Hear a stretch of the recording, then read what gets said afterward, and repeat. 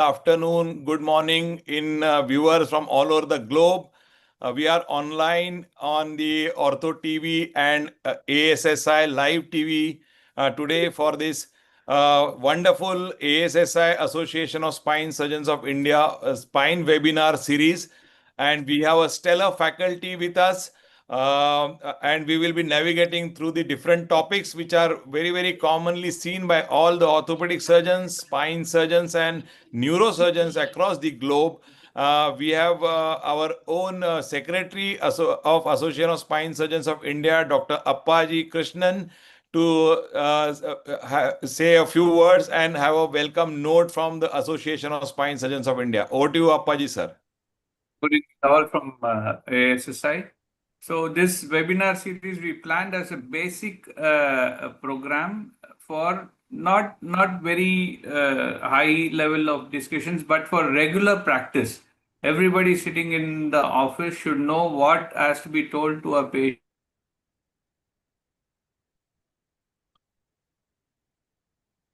Entire webinar, Shailesh is the main convener along with Abhay, SK sir, Ajoy sir and myself.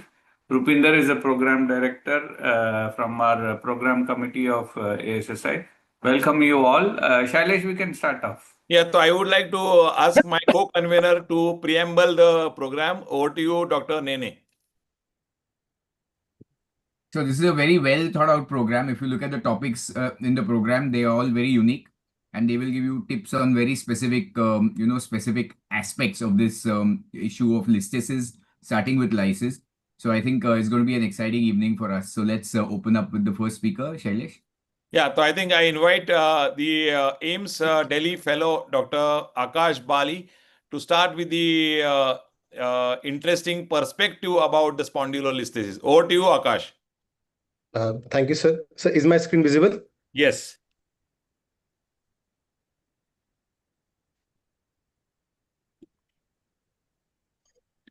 Good evening, respected seniors and my dear colleagues.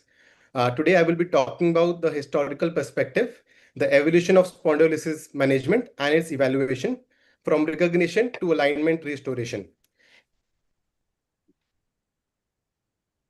So basically spondylolisthesis come from two Greek words, spondylos, which means vertebra, and olisthesis, mean to slip. Coming out to the historical origin of this case, in 1782, an obstetrician first reported Herbonius reported an anterior sacral prominence causing obstructed labor. This was the first description of spondylolisthesis in literature, followed by the coining of the term spondylolisthesis by Killian in 1854. In 1855, Robert was the first one to detect pars defect as a prerequisite for slippage, and later on, Neugebauer defined spondyloloptosis as stage 5 type of spondylolisthesis. In 1893, Lane proposed a mechanical stress theory, which is somewhat similar to the nutcracker phenomena, which is seen in SDSG type 1. So here, the historical perspective shows us the disease was recognized, but the treatment was non-existent. Coming out to the different classification of the time, it started with the Meyerding classification, which basically tells us about the ventral translation of the vertebra with respect to the inferior vertebra. Following which, there was a classification of etiology by Wiltse and Newman, with subclassified it into dysplastic, ischemic type, degenerative, post-traumatic, and pathological. These were descriptive types of classification. Then came the classification by Marchetti and Bartolozzi, which somehow gave us the treatment guidelines as well as the prognostic criteria, and they majorly divided them into the developmental and acquired type.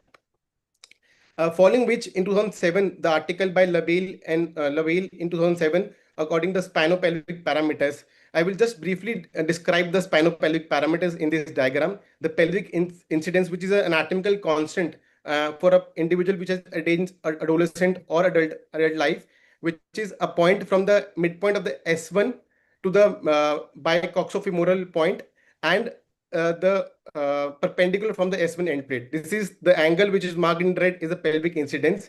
The pelvic tilt, the pelvic incidence is the sum of pelvic tilt with sacral slope. The pelvic tilt is a vertical reference line from the S1 end plate to the bicoxofemoral angle, and the sacral slope is the inclination of sacrum with respect to the horizontal reference line. According to this, the SDRG classification, which is a spinal deformity study group, described after this landmark article in 2007 the spondylolysis into 6 groups, basically divided into first low grade, which is less than 50% translation, and high grade, which is more than 50% translation. The type 1, which is a nutcracker phenomena, which was initially described in 1893 by Lane itself.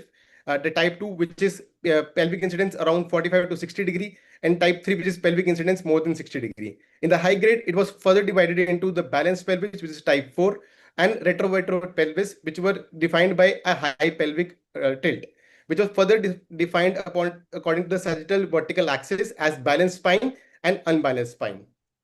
This classification gives us the guidelines to treatment, basically. Coming on to the clinical presentation and evaluation, I will be basically describing the most 2 common types, the spondylolysis, which is seen in teenagers, and the degenerative listhesis, which is seen in old patients. So typically the patient will be a teenage year athletic patients which have more hyperextension activity in their day-to-day life, or a patient, old age patient with degenerative spine. The patient has focal back pain which exhibits on hyperextension, or a patient with degenerative listhesis will have a lumbar canal stenosis like pain symptoms with a shopping cart sign may be positive. Neurological involvement is although rare. Coming out to the classical test, the stroke test, which is seen in which is single leg hyperextension test, which causes pain when the patient is on one leg, like in shown in this picture, and the patient extends. Extension and rotation also causes pain. On inspection, like in this photo, we can see the aggravated lumbar, the aggravated hyperlordosis here, the flattened sacrum, the Phelan-Dixon sign, which is the hip and knee are flexed to keep the sagittal balance in line. There's always a hamstring tightness seen in high-grade spondylolysis as well.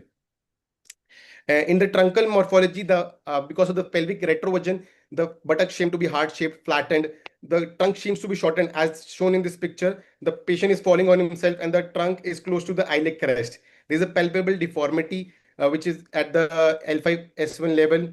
There is incidental 60% scoliosis seen also in these high-grade patients, which could be due to a radicular PIVD kind of thing, or a muscular spasm as well.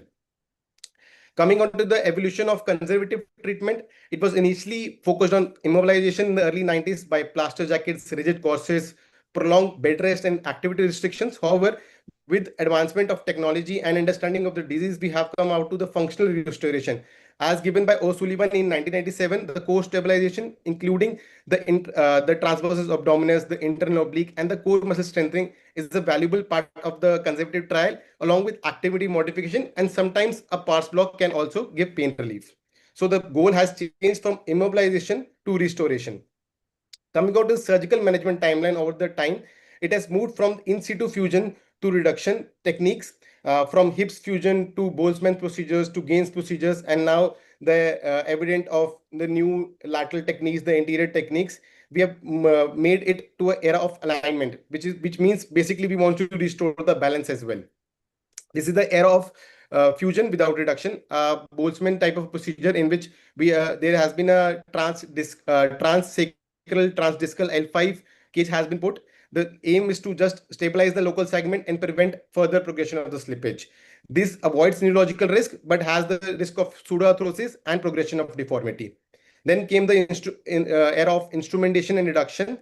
And by use of these instrumentation reduction, we were able to reduce this listhesis using techniques like TLIF, PLIF. However, a good article by Petracco mentioned in 1996 that 71% of the total L5 nerve strain occurring to this is occurring during the second half reduction. So even partial reduction has a role because it's safer. Coming out to one of the case example, this is a patient of SDSG type 5. As the pelvic is retroverted, there is grade 4 spondylolisthesis, which was managed by monosegmental fixation, L5S1 TLIF. So understanding the balance, the treatment plan has shifted from slip percentage to sagittal balance improvement. Like in this case, we are mainly concerned about correcting the lumbosacral kyphosis as compared to the earlier concept of decreasing the translation mainly. So first primary objective is to correct the lumbosacral kyphosis, and secondary objective is to again the translation benefit we can have. So the PI, PT, and the SS gives us the foundation of treating the sagittal balance itself. So modern day, the clinical objective is to have a neural decompression plus stable fusion which can be done by MIST-LIF, anterior approaches or lateral approaches. With advent of navigation, robotics, and AI and endoscopy, we are having predictive planning and more better results. The conclusion I would like to conclude, the greatest advancement in spondylolisthesis management was not a new implant, but it was the understanding of spinopelvic alignment as a whole. Thank you, sir. Thank you, Dr. Akash, for a wonderful presentation and covering up all the historical aspects. I just would like to add up that the name Wiltse, Newman, and McNabb comes from 3 different surgeons from 3 different countries who were thinking the similar about the listhesis, and they met in one of the ESL's meeting in the 70s, and at 75 they decided that we all are working on the same, and why not we club up, and so that's the reason it's called as Wiltse, Newman, and McNabb classification, and it is still standing tall after 50 years. So I think that's the way to go. I just would like to ask Dr. Abhay, what is the role of pain block? Dr. Dabali mentioned, if there is a listhesis, how pain block will work? So, there are, in my practice, because all listheses are not unstable, all listheses do not have instability, all listheses do not have significant neural compression. So at least maybe 20-30% of cases in my practice are auto-stabilized, and they really don't have, much neural compression, and they get intermittent pain on some overloading. Another category is the patients with lysis, with, maybe a grade 1 listhesis. In my opinion, these are not always surgical, and they get what is called a lytic crisis. So in both these situations, a root block is a good time-buying option, and then rehabilitation follows. Perfect. I think we have a long way to go. And any other concerns, Appaji, you feel we should have in conservative treatment? No, we covered good historical perspective. Anyway, we have lectures coming up on Perfect. management of lysis. So we should go ahead with the program director, ASSI, Dr. Rupinder Chahal, sir, for the next presentation on lysis. Very commonly seen problem. Over to you, Dr. Chahal, sir.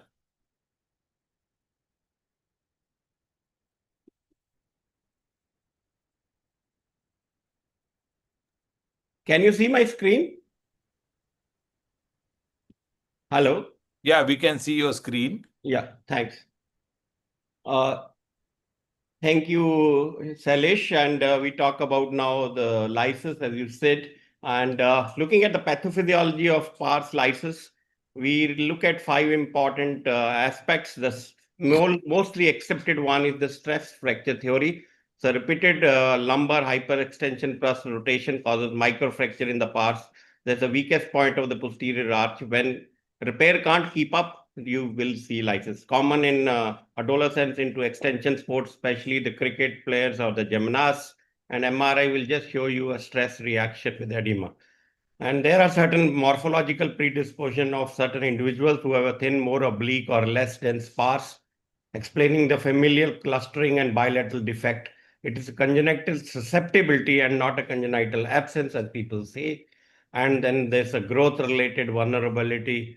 During rapid growth, the bone strength lacks the mechanical demand, and a flexible spine increases the shear force, raising risk of pars failure.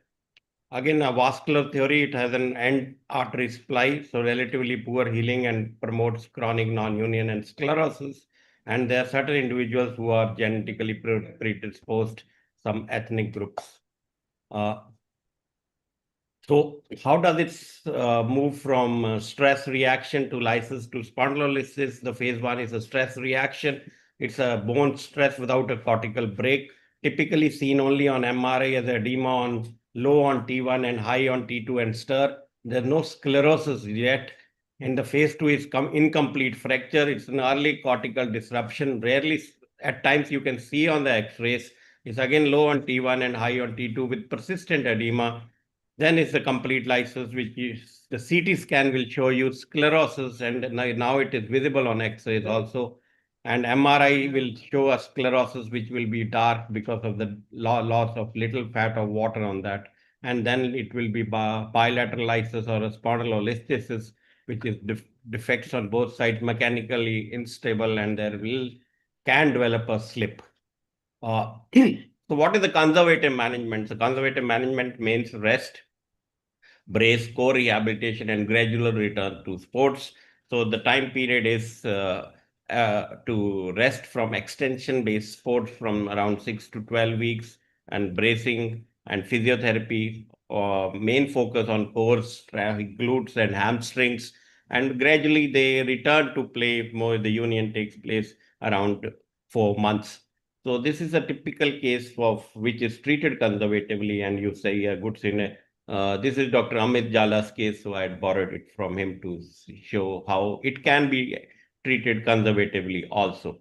What is next? If they don't do well, then you do a direct pars repair. Appaji will talk in detail, but what are the indications? It's a low back pain, more than 6 months, not responding to conservative management, and it's confirmed by pars block, and at times pars block does give some good relief, as Abhay said it, or there are very low grade slips or toe slips with lysis. And MRI shows a healthy disc and facet. That's a very good indication. Otherwise, your fusion will fail.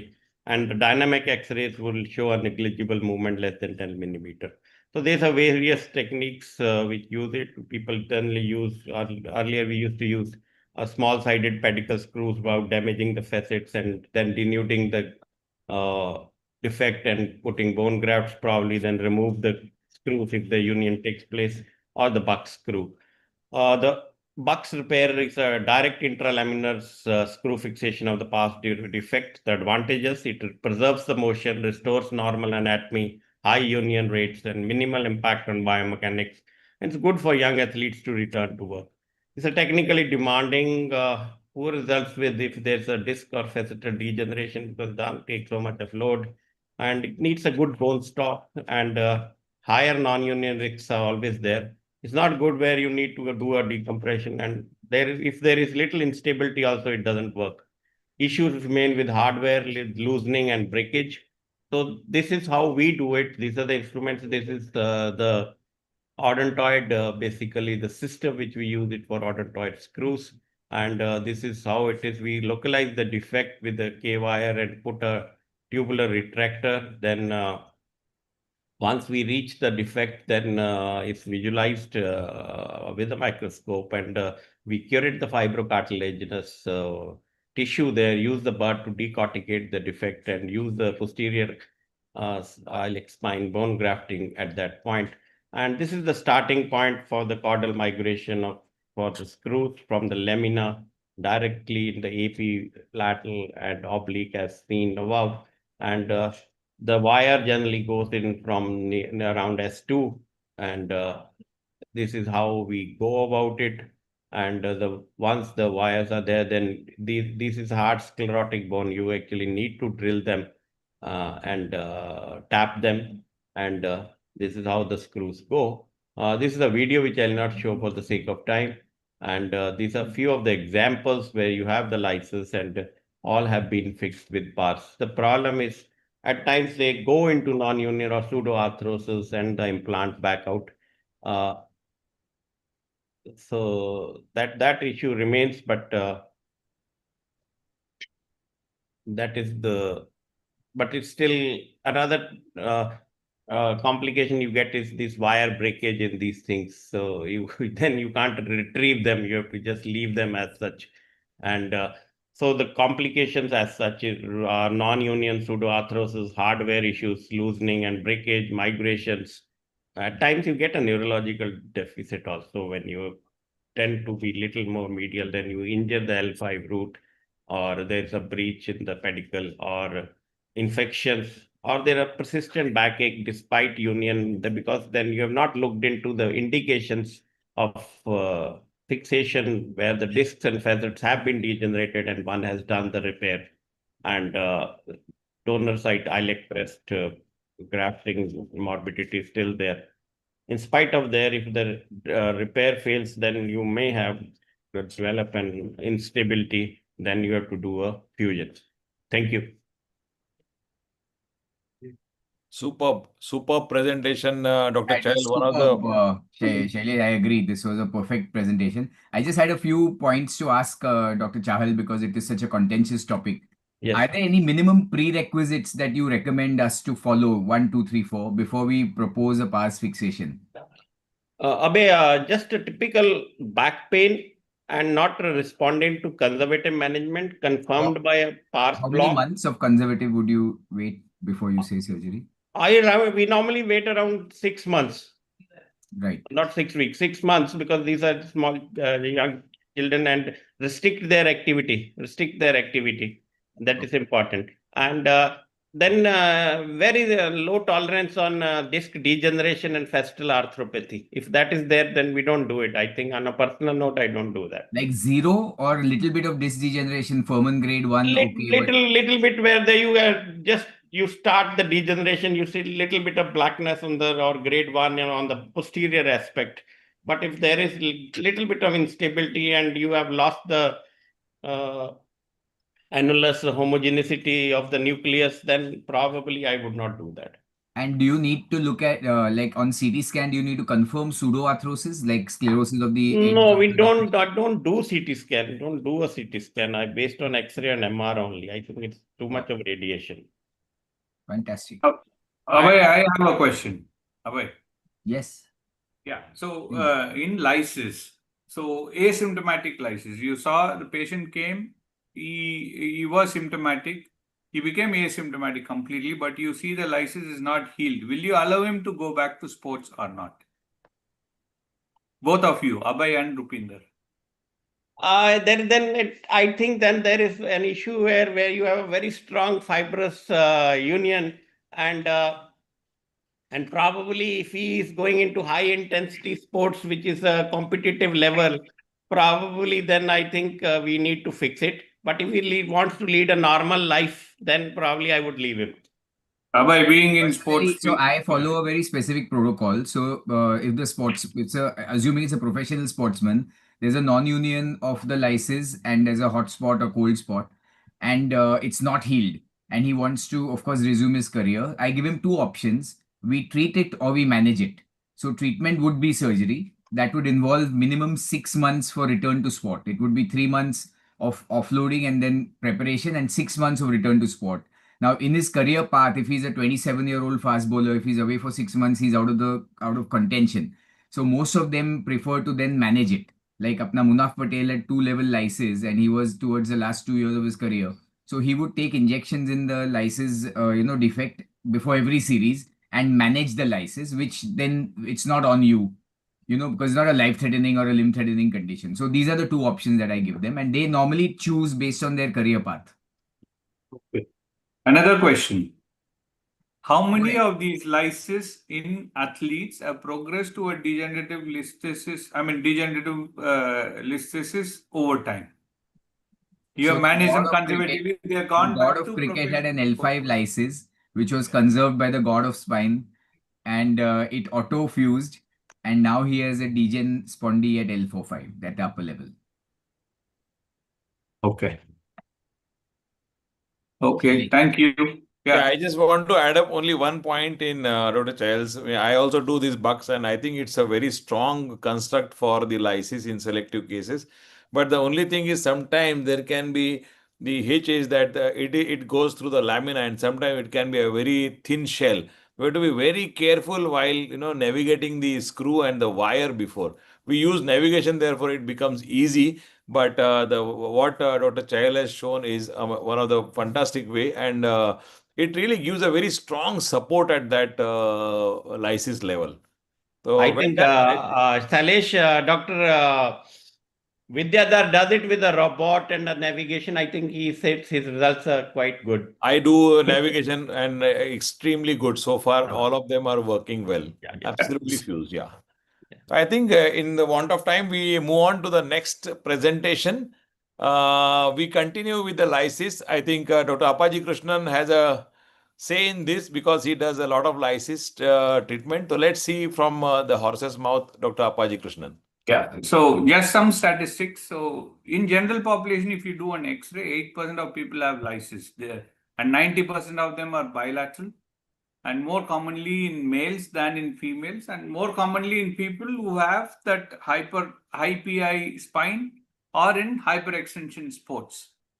Most of the time it will be incidental or asymptomatic. So that's what I wanted to highlight. And these are the things. So in mainly in athletes, So in adolescents, mainly in athletes, you will see that there will be a chronic back pain with 70 to 80%.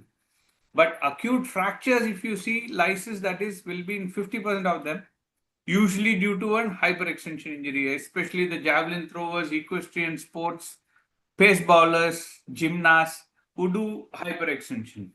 So these are the main things, the throwers, mainly the throwers. So clinical presentation is usually there's no history of trauma and neurodeficit. Commonly, it's the belt-like pain. So it's a pain coming from the back to the belt line. And you know how to do all that. So we also know. So I wanted to highlight this about these two things, bone scan and SPECT thing. Now with the advent of MRI, I think SPECT and bone scan is no more used because they are radiation induced. In adolescents, we don't have to use. X-ray is the first line, and then MRI is the second line. And third line of, if you are planning treatment, CT scan can be done. And then all these things. Yeah, that's an example of a SPECT which we do for a non-healing ulcer. If you see this, like what Abhay said, hot or cold, so you see this hot line means that the thing is still healing. So you don't have to go in, if it is a very hot lesion, you don't have to go in to treat. If the patient is asymptomatic and hot lesion, then he is actually in a healing phase, not in a fracturing phase.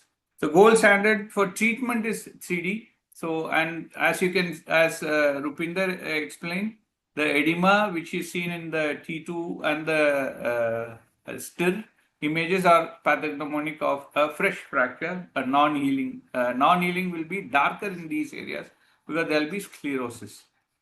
So, yeah, this I think is covered. So if you fail the conservative treatment, usually very, very good, it is 100% return to activity within 3 months in non-athletes. Bone healing seen only in 60%, so you don't have to worry about that lysis still seen. If they are asymptomatic, they are asymptomatic. You can ask them to go back to their routine lifestyle. Fewer than 10% of them progress to having a listhesis. If their disc anatomy is good, if they don't have a high PI pelvis, then their prognosis for a lysis is actually better. In athletes, usually 70 to 80% of them return to active sports. As Abhay said, they all manage lysis rather than have a surgery. So surgery is only if you have very high-end athlete who is like very symptomatic in spite of all your management, and it's less than 9 to 10% even in the high-end athletes. It's very rare in general population, and it's, as Rupinder and Abhay said, it's only after 6 months of non-operative treatments. And he's already described about Buck's direct fusion. Scott is interspinous wiring. A1 nail hook method, smiley face, and pedicle screw hook method described by Harms, and we've been doing that. We do Buck's direct fusion nowadays. As Rupinder said, we have the toy too, the robot. So better to use a Buck's fusion with a navigation. So Buck's repair, one of the examples of a patient where he was a football player, a 16-year-old junior national player from Assam. So he wanted to play, continue to play. He was treated conservatively for a year. He was not feeling well. And he fit into all the criteria. His MRI was good. There was not more than 10% of listhesis. And then you can see sclerotic end plates in the lysis. So this, we planned a robotic buck screw. So here we just did what Rupinder also does. We used a minimal access at the lysis area to clear it out. We don't use a iliac crest bone. We just use sponge, and you can use BMP, but we don't recommend BMP also in growing children. We use spongostan with bone marrow aspirate, and then with the navigation and robot, this becomes much simpler, very, very easy to do, very simple. And the incision is at, as you can see, the entry point is nearly at S2 for both. And just the angle changes and you can get the screws in. And this is how it was done during surgery. So this was lysis repair using a robot, and that's his post-operative. We have at least 1.5 years follow-up. He's back to playing. He comes at times and says there is little pain, and you can actually see that there is a little listhesis at L5S1. So grade 1 listhesis with good disc is not a contraindication. You can still go ahead and do. This is a Scott wiring and Smiley, which actually one of our friends, Dr. Shivram from UK, this is one of his cases. He uses a U rod with 2 pedicle screws and a rod below the, instead of the wire, they use a rod under the spinous process. It can cause kyphosis and progression with degeneration of the disc. That is one of the disadvantages. Our preferred technique has been usually a pedicle screw hook. Pedicle screw is done through the Wiltse approach, like a lateral approach, because you don't want to damage the joint. So this is one of the examples. This is a boy with the equestrian sports. He fell down from the horse. He had an acute fracture. And then it was treated conservatively. It went into non-union for 6 months, and then we had to do a repair. So we usually use this technique where we use a Wiltse approach bilaterally, use a pedicle screw, and then an infraramular hook and a direct fusion, decompression, I mean removal, debridement of the pseudoarthrosis and bone grafting. This boy is now, we operated him in 2007 or 8, is he was one of Congress Union Minister's grandson. He is now in US doing well.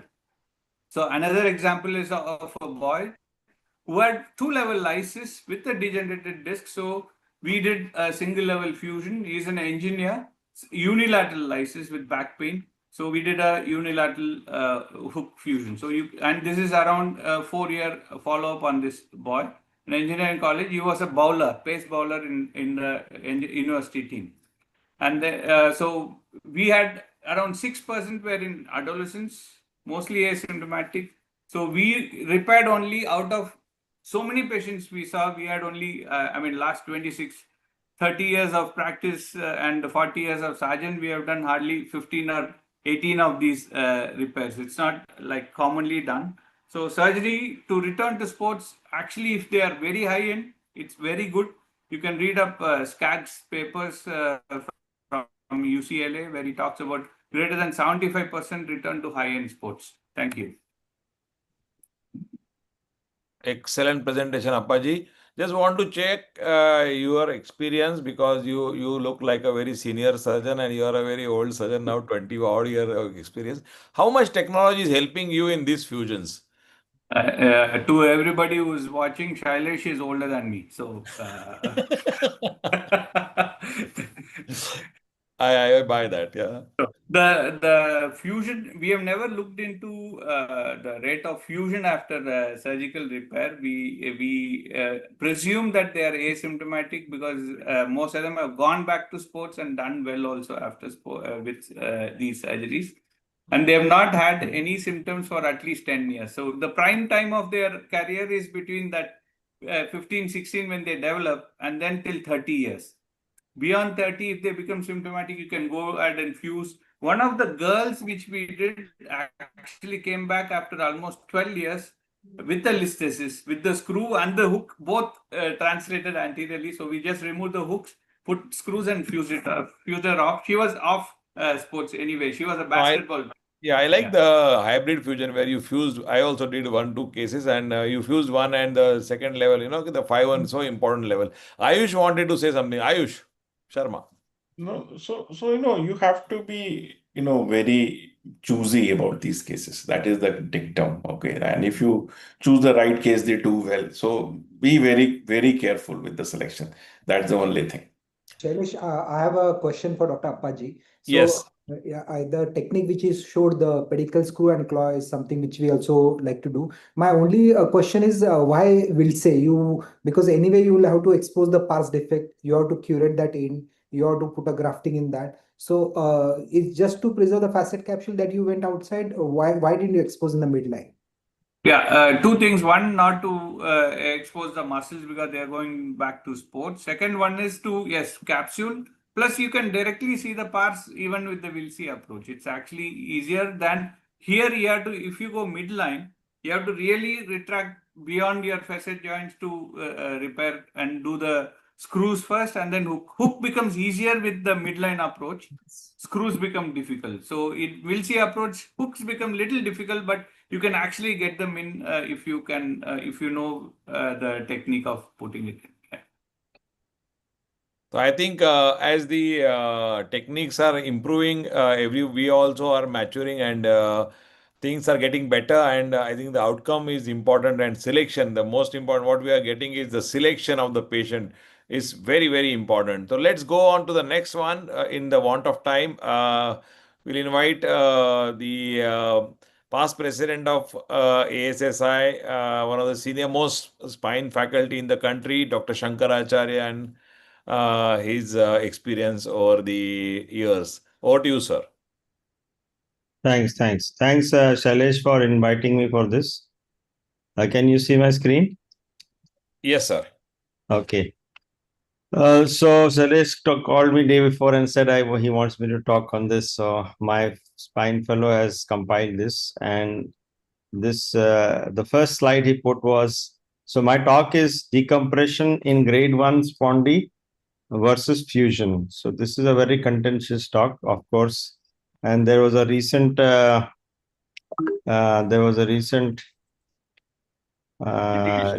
judgment in the court. That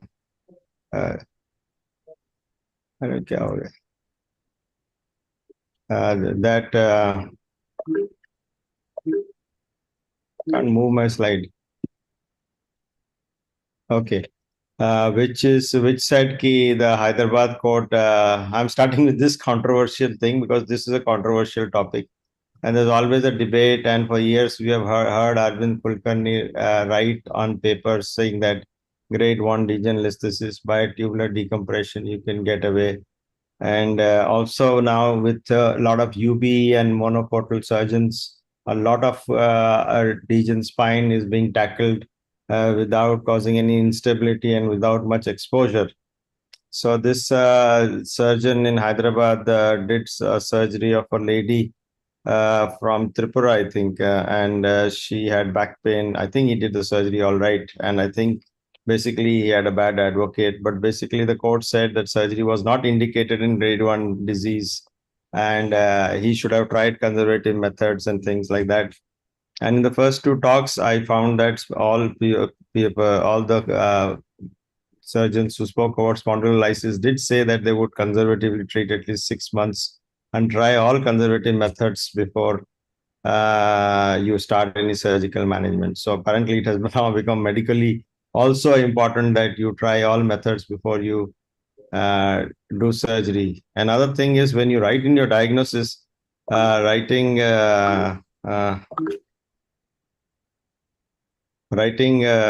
that spondylolisthesis is my indication for surgery is probably not correct. You need to write the pathology, whether there is stenosis or whether there is back pain or leg pain. And that is important rather than saying grade 1 spondylolisthesis, advised relief surgery or decompression surgery.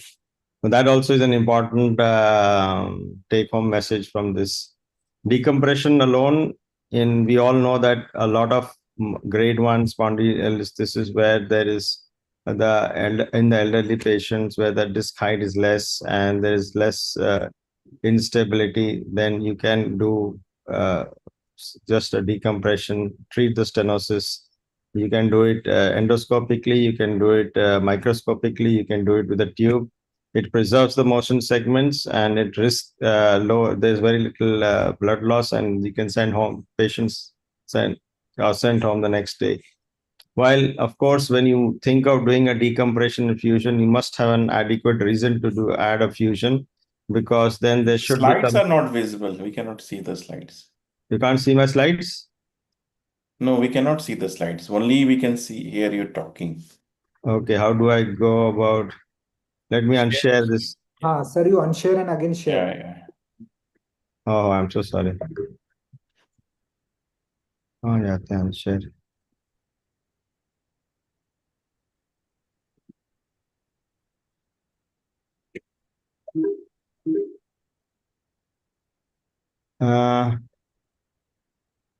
Unshare first.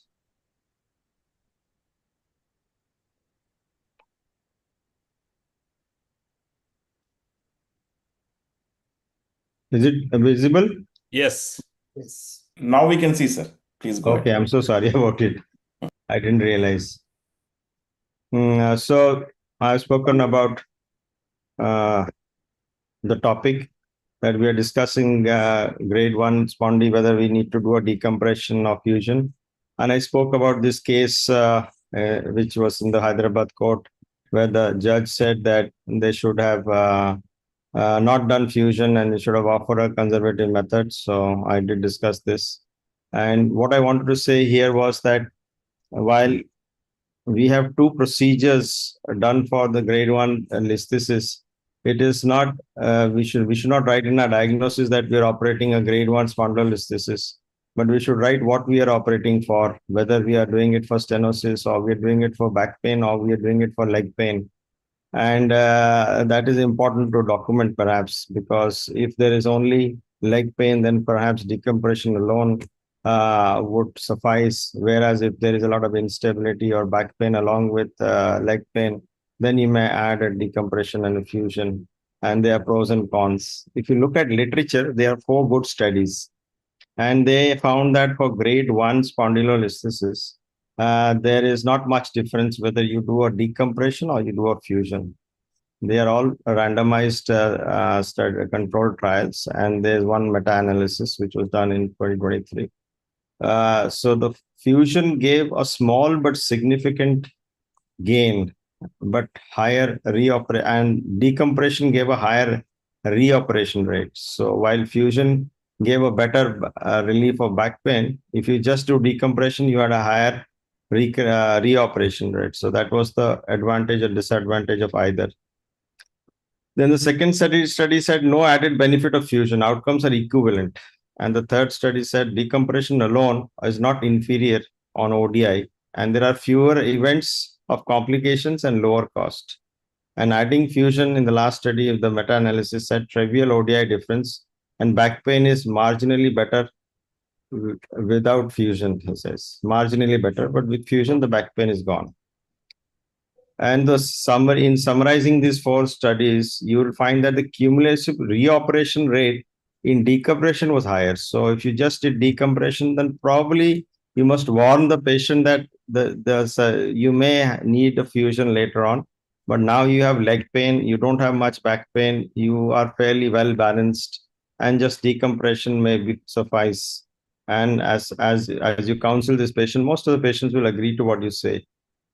However, in ischemic listhesis, the recurrence rate of surgery is higher. Of course, the fusion surgeries are not without complications. As you can see, fusion also has complications of failure of fusion, pseudoarthrosis, rod failures, implant breakout, infections. So there are complications if you do fusion, and fusion is not hunky-dory in all situations. So complication rate in decompression is actually lower than complication rate in decompression and fusion. And so that's important to message to take back also. So this was the background of the debate on grade 1 spondylolisthesis, in which you would do decompression and which you would do fusion. But I think there is a succinct area where you can actually clarify in your mind where you would do fusion. Because if you have large disc, if there is a significant slip, if there is opening and closing of the angle on flexion extension, and the sagittally oriented facets, then you tend to do more of fusion along with, and if you have none of these, if you have small disc height and there is very little movement or subtle movement, then you may just go ahead and do a decompression. Just some examples. This is a stable slip, and this gentleman had, this lady had less back pain, but not that didn't have any back pain. Had a facet cyst. So the cyst, and this is a common scenario. We see a lot of grade 1 listhesis with facet cyst presenting with leg pain. They have mild back pain for years, and there is always a dilemma because facet cyst signifies instability. But when you have these coronally oriented facets with a large facet with a cyst, then just decompression alone would suffice, because a lot of them would have adjacent segment degeneration also. And if you offer them fusion, then you are definitely predisposing them to an adjacent failure very quickly. So facet cysts with stenosis are always a dilemma, and these are also something decision making is a very important thing to do. So in this patient, we just did a decompression and that sufficed, no fusion. This is another typical case, and you can see this is dish, and this is another tricky patient population where a lot of fusion fails because the cages back out and because the rest of the spine is stiff. These patients do have instability because one part of the spine is functioning and the rest is more or less stiff. And so this patient had also a facet cyst with synovial, with fluid in the facets and a facet cyst on the right side. So this patient, facets are not bad and they are not sagittally oriented. There's a midway between them. In this patient, we did a facet cyst excision, and the patient was all right for about a year and a half, 2 years, and then came back with back pain and radiating pain again. Now the patient presents with some more instability than the previous episode, as you can see. And this is where in dish patients have significant movement at one level. So this is now the newer MRI. So in this, we then had to do a fusion with stabilization, and then the patient is now all right with the parameters sustained along with the balance. So decompression alone is a strong choice until instability is present. It directly relieves neurogenic claudication, preserves the motion, less blood loss, low cost, and now, as I said, with a lot of endoscopic surgeons, a lot of these surgeries of grade 1 listhesis are being handled by endoscopy technique, where you can actually, as we are now seeing, we can actually go across the midline due to good visualization and remove the whole ligamentum flavum as a whole, which seems to be very popular, rather than piecemeal as we used to take out under the microscope.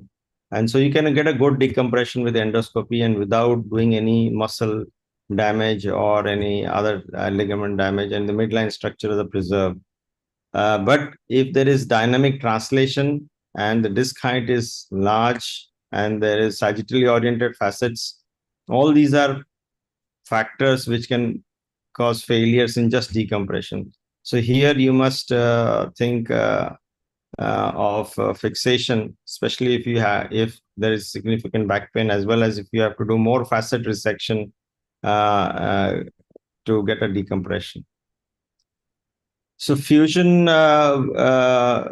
advantages are it addresses both stenosis and instability and restores the height and sagittal balance, allows the reduction and durable, so you don't have to do a repeat surgery.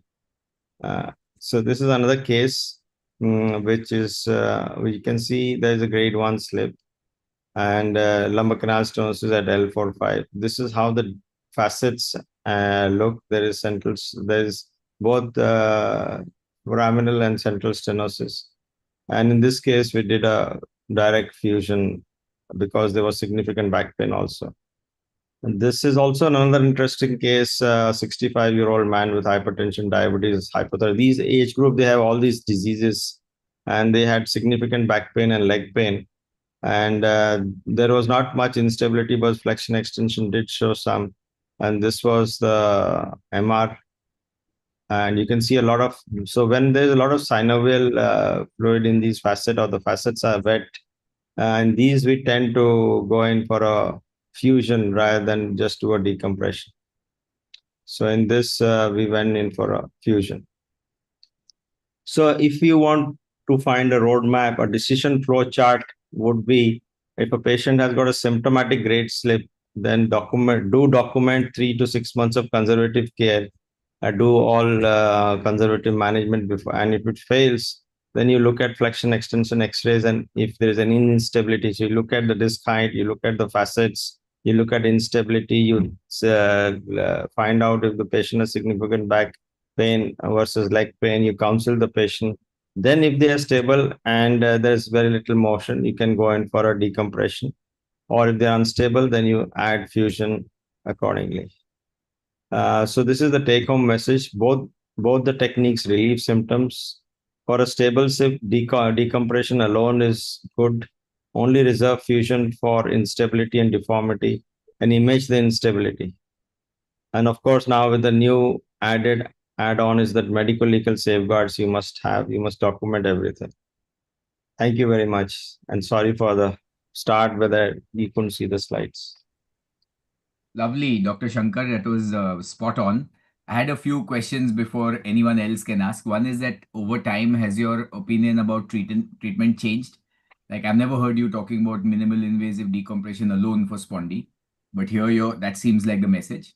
And yeah, I think I've become over the years more and more minimally invasive, and I'm also catching on to the bandwagon of trying to do endoscopy, and we are doing all this. So I find some benefit, of course, in this procedures, as I was a maximal invasive surgeon, as you know, been operating since 35 years now. And also now, so from open TLIF to Taylor's TLIF to tube TLIF, now to more and more of it in minimal invasive. I see value in that. But of course, the surgery remains the same. That is very important. You should be able to do everything that you did in open, minimal invasive. And as long as you can achieve that, then that's good. And you gave us excellent radiological criteria for fusion. You know, Yeah. the sagittal alignment, Yeah. disc height, and translation. But Yeah. do you have any patient criteria? Like, are there any patient-oriented criteria that will swing you towards fusion versus just a decompression? Yeah. Additional patient criteria is if the patient is obese, if the patient is diabetic, if the patient is I would also discuss with the patient the pros and cons, and so accordingly I will deal. These are the main patient criteria. Another is osteoporosis. In osteoporotic patients, I tend not to fuse. I tend to decompression and do decompression and warn them that this osteoporosis needs to be treated. And a lot of times I've done decompression in these patients where I would have otherwise done in some instability cases fusion. And approximately in your practice, how often do you get it wrong that you choose to decompress, but the patient comes back in a year or two with progressive instability? About 20 to 25% of times. Perfect. So that's a great takeaway. I think it's a very mature and a very senior outlook. I think Dr. Shankar Acharya is definitely becoming one of those high circuit surgeons who's now giving us a lot of good philosophy and thanks, Abhay. From. So we'll move, thank you, Shankar. We'll move on to another aspect of this spondylolisthesis debate, and that is, indirect decompression. And we have one of the guys who started it all in our country. And Ayush, you don't need any introduction. So you're going to allow me to just say that. Yes, Murli wants to ask some question. Murli. Okay, sure, sorry. Sorry to interrupt, sir. So Shankar Acharya, sir. So you said, see, with this recent Hyderabad verdict on grade 1 spondylolisthesis, I think you opened nicely and you closed it saying that 3 to 6 months of conservative treatment is a must for a medical legal purpose. So do you have any set list of conservative like analgesics, physiotherapy and injections? Do the injections have to be tried, or is it just analgesia and physiotherapy of 6 months would be sufficient? Or is there in US and all, the injection therapy has to be a trial before subjecting them for a surgery? Yeah, I think that's a good question. Actually, all my patients, so I'm a big injection man. So all my fellows do lots of injections. So every OT list would have 3 or 4 injections. So I definitely try injections. And of course, when they come to my OPD, they immediately never get surgery. So I never push any patient for surgery on the first. I must understand the psychology of this patient. So first few weeks, I would give them analgesics, gabapentin, some physio, and send them away. And normally I would call patients not before 4 to 6 weeks. So then they come back still complaining. Then I would give them injections. And I always normally say that I give 3 trials of injections at 6 weeks intervals, not 1 injection. So that's a protocol that I have been using for years, even before any of medical legal things came into practice. Thank so you, I've always tried. Perfect. That's a very, very good message. I think before going to indirect, let's see a quick rapid fire from Himanshu, the MIS TLIF video. He will be quickly, because Dr. Shankar Acharya just shown about his minimally invasive transition. So let's see from Himanshu, the young Turk, what he's doing. Over to you, Himanshu. Shailesh. Yeah. There was one question I think on the chat box, so I think probably you can pick up and if there is anything.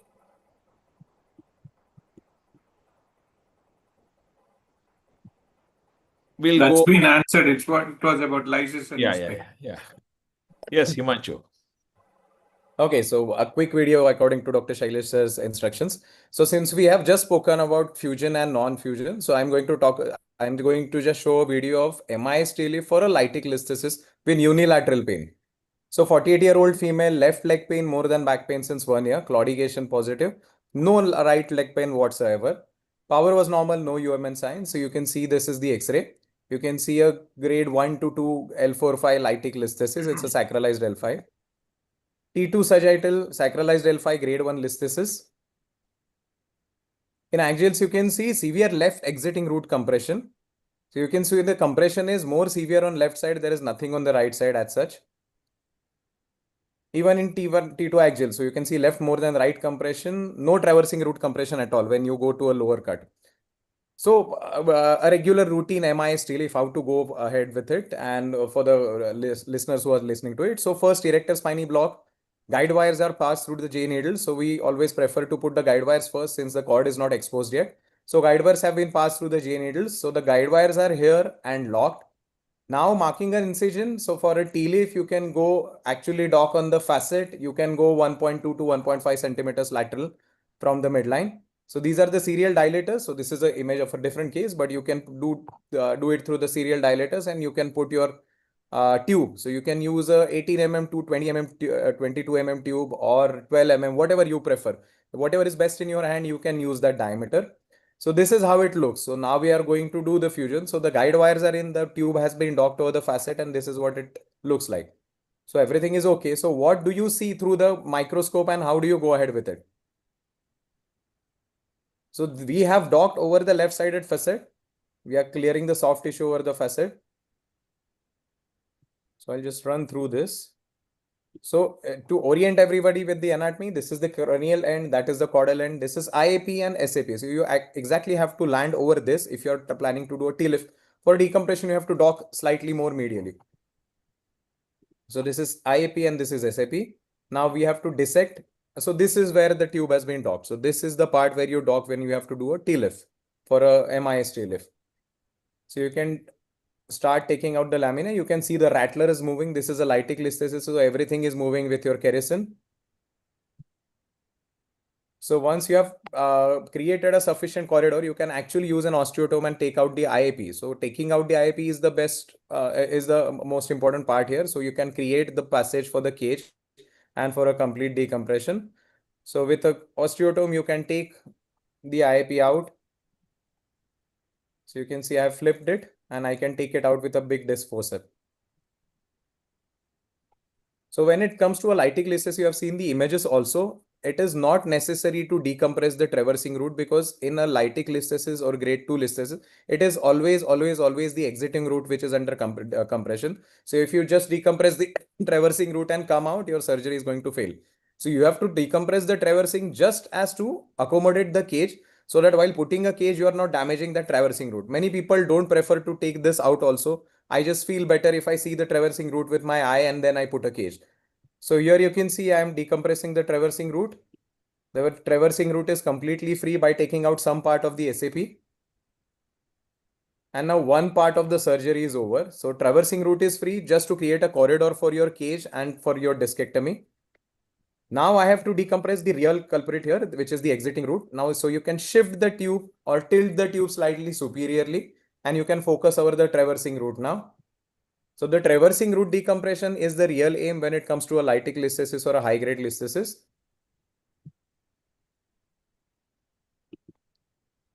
So you can go on tracing the traversing, the exiting root, L4-5 left-sided exiting root. You can see it has started appearing, and this is how you decompress it. So now you can see a swollen red traversing exiting root, which was under very severe compression. Traversing root is fine. Himanshu, your So video has a lag. Your video has a lag. What is Okay, I am coming talking and what? faster. No, it has a lag. Means the Sorry, video so is I'm speaking not. faster. Yeah, exactly. So we are still seeing Oh, you I can putting see. the chisel and the osteotomy, right? Oh, so I am 5 minutes ahead in my surgery in the video. Yeah, so you can just forward it a bit. I don't Sorry. know. That is the problem. Yeah. Okay. Yeah. Sorry. Now you are somewhere there where what you're talking. Okay, so now I'm okay. So am I over the traversing route now? You have Exactly. to take out the bone to go to the Oh, trail. I'm sorry. So can I That's shut okay. down and Go ahead. start My again? internet is slow.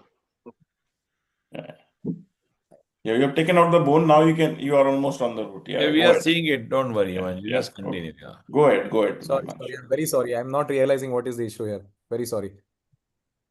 Must be a technical lag.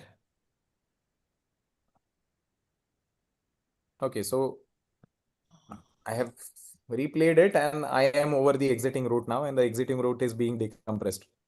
So you can see, Ayush, can we see the exiting route now?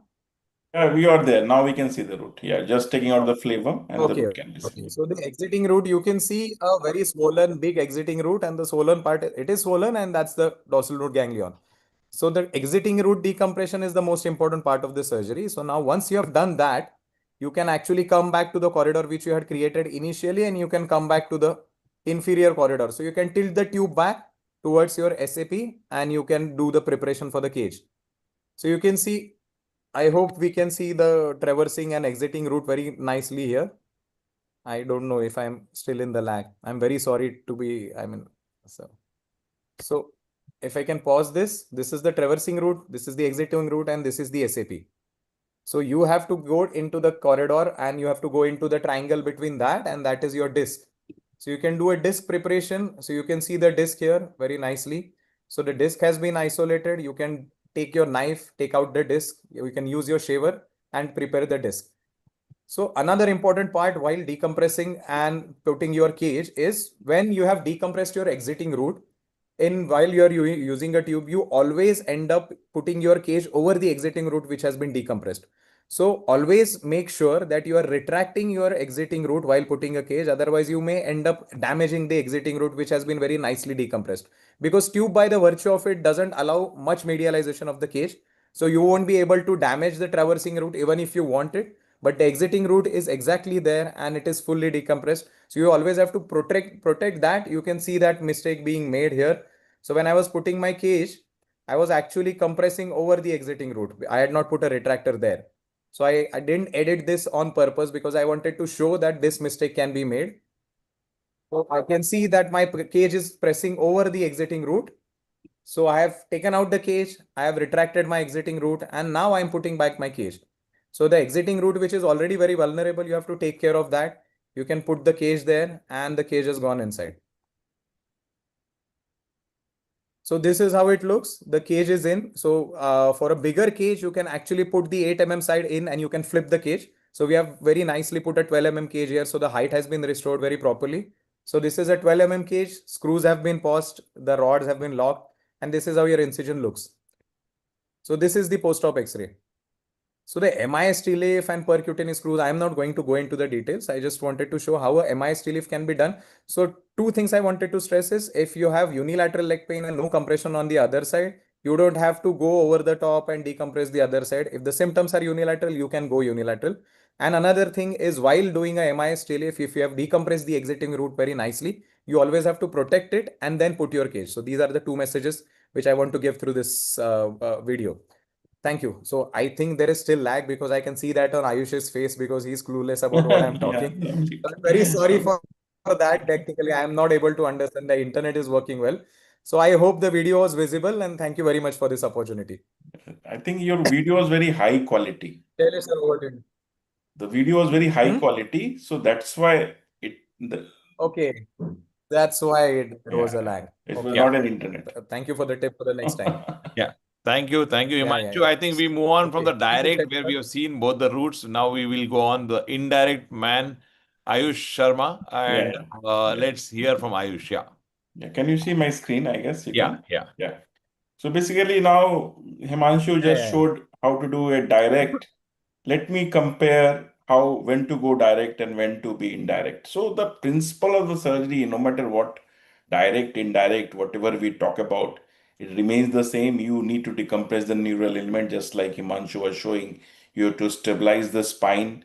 You have to restore the alignment. I think the speakers following me will talk about it, and maximize the function and the pain relief. Now, these are the approaches you have in hand. If you do a TLIF or a PLIF, you get to do a direct decompression. And if you do XLIF, OLIF, ATP, or ALIF, it is indirect. TLIF remains the gold standard. And now we are moving ahead with the MIS, and the Himanshu just showed how to do that. But then understand OLIF is a corridor which you exploit between the aorta and the psoas, and that is where the OLIF corridor lies. It has its own advantages and disadvantages.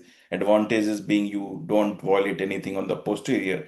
Disadvantages being you are very close to the aorta and it comes with its own risk. ALIF is when you go completely anterior and you go between the bifurcation. Again, you can reproduce the same result using the ALIF. So, now let's understand what is the decision making, when to choose what, and that is the crux of it. So, this is the principle. In direct, you go, you see, you do it. In direct, you put the cage, and the cage and the restoration, the height does the job for you. So these, fortunately, we do both, and we have a good experience with doing both. These are, on one side, you have a classical MIS TLIF, and you can see it has done everything which talked about what it's supposed to do. On the other hand, you have a OLIF, which did it indirect decompression. And again, we got all the alignments and all the parameter right.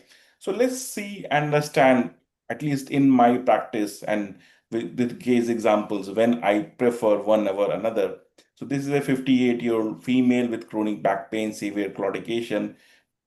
She has failed conservative treatment. And these are the MRIs. As you can see, there's a grade 1 listhesis with quite severe stenosis. But this is what was worrying me. My concern was if I go from posterior, the cage will simply sit here. And, I will lose all the advantage of doing a fusion in this case. So we went ahead and did a OLIF anterior. So the advantage being the cage is covering the end plate to end plate. So you are just bypassing the small dip in the vertebra. So that is where we went anterior. This is another case where you have again a grade 1 to 2 listhesis. But the problem was the power on the L5 was 3/5. Why? Because of this, the facet is completely hypertrophic, and the exit traversing route is completely crushed. Again, in these cases where I know there's a deficit and we know that we need to tackle that deficit directly, I still prefer the direct decompression. And you can see here, the whole facet has been completely decompressed, and both the exiting and traversing route, what Himanshu was just talking about, has been completely decompressed. Now, and these are the images from the case. Now, again, look at another case and sees a 55-year-old male with a previous year laminectomy done 8 years back, and she comes with a grade 2 listhesis. If you are a very good surgeon like Shailesh, maybe you can still do posterior. But a simple surgeon with limited skill, I will prefer anterior. Because why to go posterior and make mess out of it when you have a simpler way to achieve everything? So we went anterior. And the beauty of anterior is you can finish this case without worry about everything. And this is how the setup looks like. You finish your case, you come out, everything is almost done. And it's all about getting the right cage inside. And this is almost like a 45-50 minute job instead of struggling from posterior all the way. And the moment you take that out, all the muscle falls back in, and everything is, and that is the beauty of it. As you take out the tubular system, the whole thing just simply falls in. And in terms of getting those alignment, I still prefer anterior if we really want to get more out of it. And there is enough evidence which suggests if you compare TLIF to OLIF or ALIF, you do get a better sagittal alignment. If then the question always been asked is if you get enough decompression, and if you look at this, This is our own cases, and now we have a huge series of it. And look at the decompression. It is as good or better than what you will ever get with a direct decompression. And there is enough evidence now which suggests that that decompression, even with TLIF, OLIF is as, or anterior is as good as what you get with TLIF. And this is the advantage of using those big cages in my practice. So it all comes down to selection protocol, and that is where it all lies. So if you have a rigid stenosis, if you have calcified disc, I think you need to go direct because it won't open up and your indirect will almost fail. All those cases where you have ligamentous correction, when you position the patient, they move, I will prefer anterior because it makes sense to me. Again, in osteoporosis and cases where I need a big cage from anterior, from end plate to end plate, I still prefer anterior. Other one exception where I don't do anterior is when we have a listhesis, which is more than grade 3 and it doesn't reduces on positioning. So if you have to choose between anterior, posterior, it is all about case selection. Choose what work best on your hand. Both the techniques in a good surgeon gives excellent result. Thank you so much. Thank you, Ayush. I think it was a wonderful presentation, and there is a huge scope and a lot of indications for the anterior surgery and lateral surgery, and you did it very right. There are a lot of places where we actually can do a OLIF very safely, and but I think you need to have a training. OLIF needs training. You need to go to a place where you can get trained in OLIF well. Murli wants to say something. Yes, over to you, Murli. Ayush, it's a very nice presentation. Yes, see, compared to, you've been humble, you said OLIF, ALIF is as good as TLIF. I think the oblique corridor, the OLIF cage footprint is bigger, and I think the foraminal height that you get and the indirect decompression you get is much way ahead of standard TLIF. I just want to make one thing clear. See, we are using the oblique corridor, but I wouldn't say that as anterior. I would say that anterior to psoas, oblique, or anterolateral, because when we say anterior, the anterior whole interpretation is anterior, standard anterior approach. Yeah, I agree. It's called ATP, if to be technically correct. ATP is anterior to psoas. When you are using OLIF, you can call it ATP. I was just talking about anterior versus posterior just to keep it simple. Yeah. Let's see what Dr. Ajoy Shetty is thinking on this. Ajoy, sir. I was about to sleep. Okay, thank you. No, I agree with Ayush that any case that is mobile and indirect decompression is always a good option. In osteoporotic area also, when you do an anterior support with a cage is much better than depending only on the posterior system. And studies have shown that if there is a facetal hypertrophy or a severe stenosis, then probably you may need to do a direct decompression.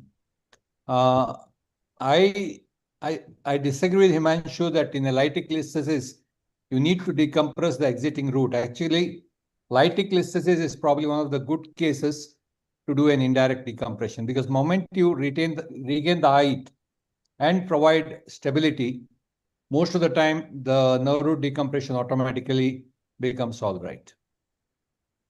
Agreed.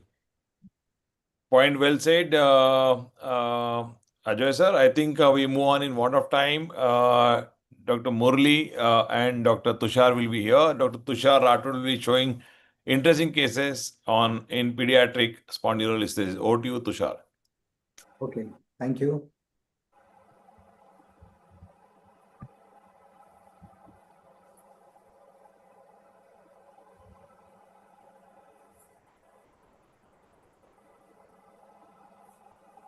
Is my screen visible now? Yes.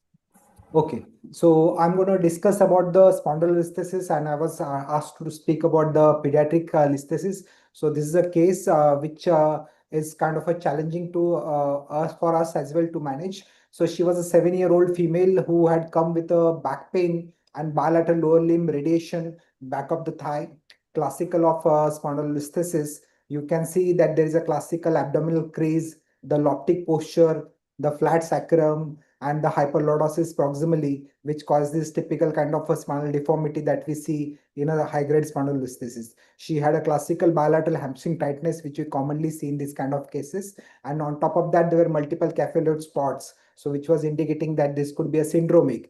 And when we did an X-ray, you can see always we tell the fellows that whenever there's a mild scoliosis, always look for a listhesis down. And this case had a listhesis which was significant. And you can see in the X-ray also that there's also scalloping in the bodies. The whole L5 is toppling on the top of the S1. And there's an amount of scoliosis. This is a reduced truncal height as well. So the MRI showed a classical listhesis along with dural ectasia. You can see in the spinal canal. The spinal canal is very wide in both the lumbar and dorsal spine. This is very classical of neurofibromatosis. You can see that the disc remaining was present and there was a significant scalloping of the vertebral body. What you can see another challenging is the L5 body is very dysplastic. So it's very small spice because of infiltration by the neurofibromatous tissue, which was causing it and which was challenging to tackle with. When we did MRI, there were multiple neurofibromatosis which are located also in the abdominal part. Now, again, when you see a CT scan, what you see is you want to see how much is the vertebral body bone stock to address this kind of a deformity. And again, you can see that because of dural ectasia, there was a significant scalloping of the vertebral bodies which was present. So this was going to be challenging for us to take a purchase. And on top of that, when we did an actual CT, you can see these are like of type C or dysplastic pedicles, which makes it very challenging when you want to tackle a very high grade listhesis. On top of that, you have a very minimal anchorage and a significant the dural ectasia. So we took her. For a want of time, I would just go with what we did. So we took an additional purchase in the proximal area. We took a purchase by the outside in technique kind of. We took a purchase from the side because the pedicles were not canalable. We could pass a large size gauge. We pass a grafting on the other side, and this is what the construct we got it at the end of the surgery. The story doesn't end here. So this was a This is a post-operative image which she got a good recovery, and she had neurological is also no issue. This is a 6-month post X-ray where you can see some amount of bone formation happening in that area, which is what we liked about it because we had a very difficulty in getting purchases. The pedicles were very dysplastic, and this is what was the X-ray at the end of 6 months. Then this is now 5-year follow-up of the same patient. You can see that there's the sleep angle has significantly increased, though there's a fusion, and she has settled because post-COVID she didn't follow up for long. And now this is a 5-year follow-up almost. This is the CT scan going through the cut. Again, that posterior fusion mass is still there. The screws are not broken. They are still holding well, and there's the side opposite to the cage. You can see some amount of bone formation. Probably this has slipped because we had a very kind of a difficult pedicles to cannulate. So this was something which we were expecting, but luckily the whole thing is holding on now almost 7 years now. And this is the clinical image that she was a very small child at the time when we did a surgery. And this is a current condition. There's some amount of loptic posture is still present, but she is asymptomatic now. And this is the amount of fusion block and the screws which she's still holding up. This is the CT scan, and this is the clinical images of the same patient, which almost like a 6-year follow-up now. Classically, in a kids, we see this kind of abdominal crease and this kind of a loptic posture. MRI sometimes underestimates, as we have seen that a lot of time the deformity get reduced, and this kind of kids have a listhesis which is toppling with a unfavorable sacral sleep angle and the dome-shaped sacrum. But if you address them carefully like this and you get a good fusion, you can very well get that crease very well cleared up. This is how the whole loptosis and the posture of these kids post surgery improves, and that is what I wanted to show for the pediatric case. Thank you for your patient listening. That was fantastic, Tushar. I think the pediatric population presents a very different challenge. So if I had to ask you for the benefit of all the audience, Yes. what are the key differences when you look at a higher grade spondy in a child versus an adult? When you're treating as a surgeon, what would you kind of enumerate?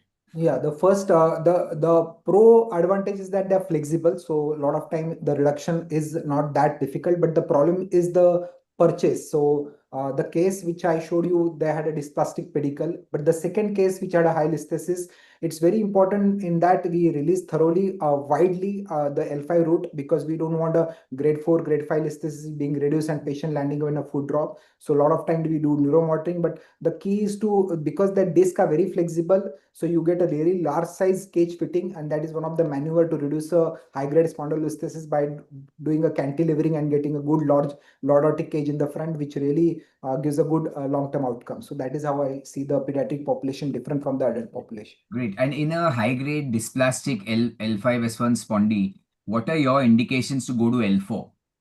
Yeah, so my indication in a high grade are very, I'm kind of have a very less threshold. I usually go to L4. A lot of my colleagues do take out the L4 screw afterwards, but I feel L4 addition is very significant because this is a long-term follow-up, and with a very severe sleep angle which you are correcting, having additional anchorage is good.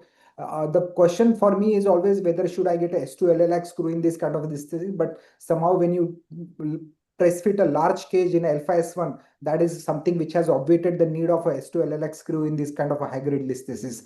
Now, in my case, NF, I retrospectively always wonder whether I should have used the L4, L5 disc also, but that screws are holding on. So I think in a pediatric blood loss, the anesthesia, the surgery itself is a challenging, so we don't want to add anything, but in a NF, I should have considered that maybe retrospectively.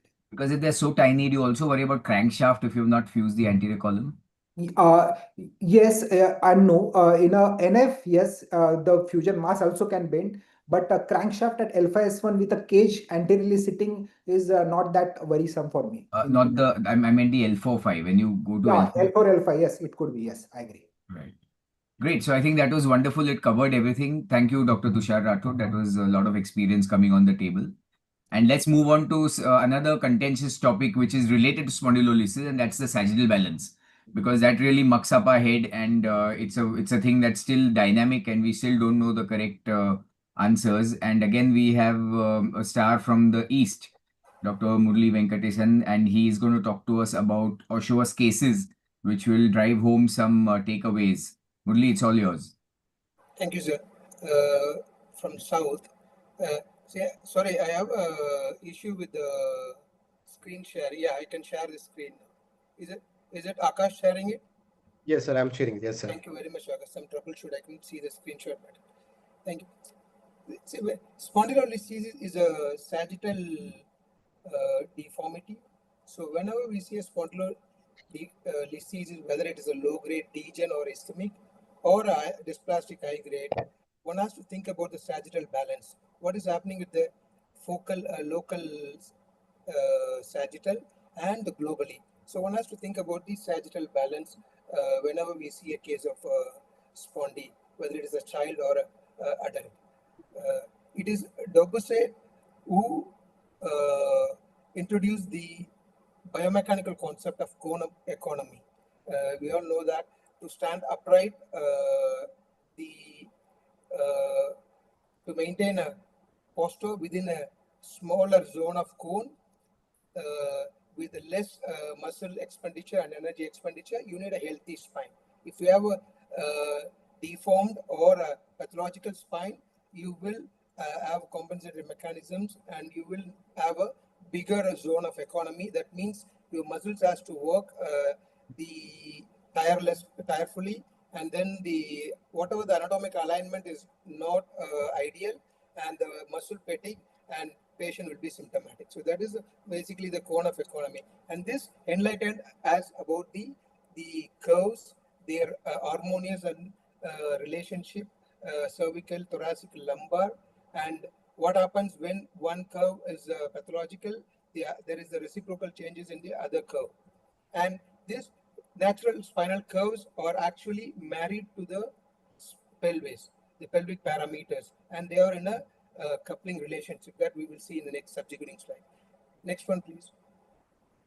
So there are several radiographic parameters that has been propagated by several authors. The most widely used is the C7 plumb line, which tells us the horizontal offset of your C7 center of gravity, how far it is from the posterior superior corner of the S1.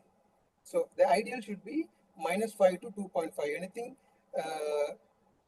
above, as it increases the it's very well correlated to the disability and health related quality of life measures reported by Steve Glassman.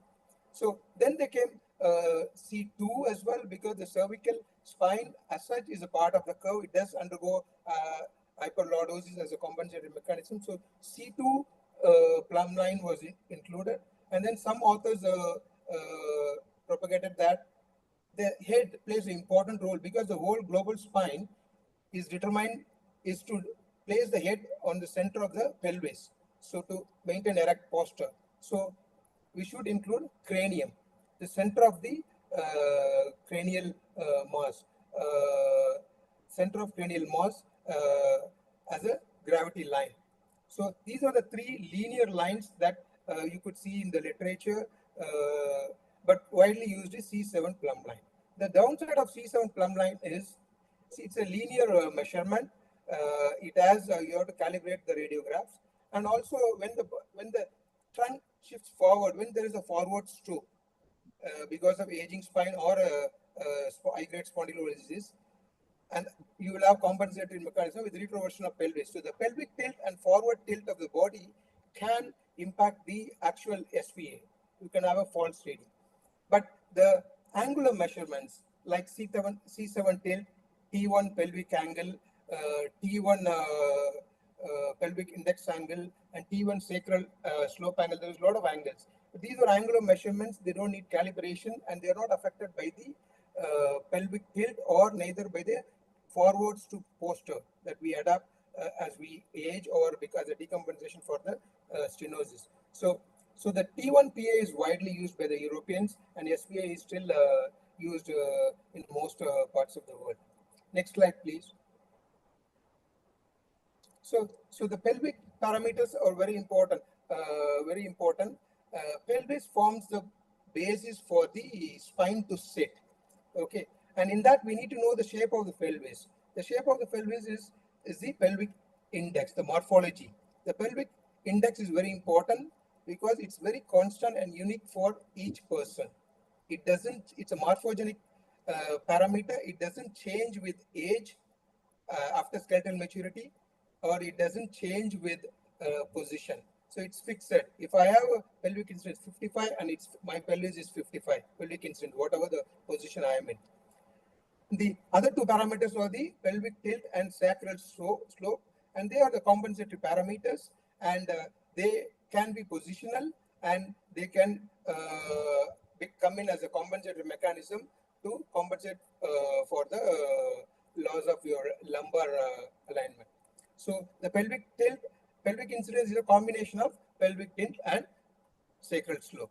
So pelvic tilt is basically the version, how the pelvic adopts, whether it rotates back or rotates front for the alignment. Next slide. Thank you.